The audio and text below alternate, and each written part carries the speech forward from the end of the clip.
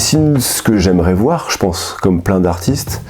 Alors le Panda Crew maintenant, c'est moi. Au départ c'était un collectif. Avec le temps c'est devenu plus un concept. Et on était avec ETC, qui est mon meilleur ami. Notre délire dès le début, c'était de faire croire qu'on était plus. On faisait ça à deux, mais on faisait comme si on était un collectif de plus de personnes.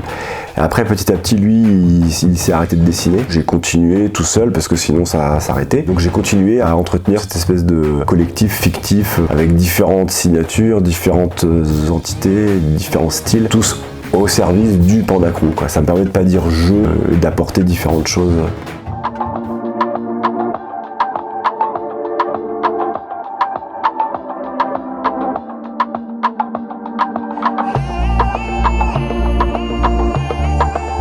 Il a un peu son univers, c'est inconscient, ça se fait petit à petit. Il vit un peu au milieu des encres, des feutres, des feuilles, des cabanes. Après c'est plus graphiquement ou au niveau de la technique que je le développe sous différentes formes. Il évolue, alors ça j'en suis pas conscient forcément quand je le fais.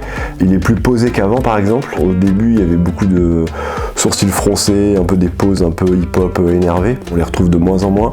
Après c'est plus l'univers qui me ressemble on va dire. Mais pour moi c'est jamais le même personnage. Le fait qu'ils soient en train de dessiner, une mise en abîme un peu de l'atelier, ça revient souvent. J'essaie de faire des variantes, j'aime beaucoup faire des cabanes, donc ça revient souvent. En fait, j'essaie d'envisager mes expositions comme des expos collectives, avec différentes séries, avec différents styles.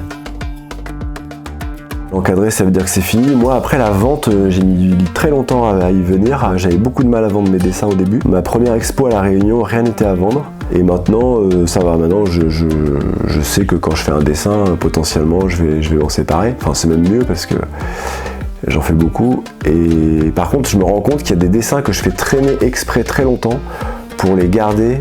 J'ai des dessins qui sont commencés depuis 2 ans, que je continue vraiment de temps en temps. Et je pense que psychologiquement, c'est parce que j'ai pas envie de les lâcher. Ma dernière expo, il y a des très grandes toiles avec lesquelles j'ai vécu presque 1 an. Elles étaient accrochées dans l'atelier, je les continue un peu de temps en temps. Et je sais que je pourrais jamais les refaire exactement pareil parce qu'il y a des parties abstraites par exemple.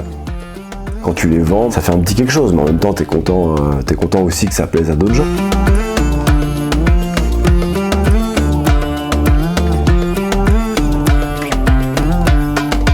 Ça me plaît de le cacher de temps en temps, ouais. De plus en plus en fait.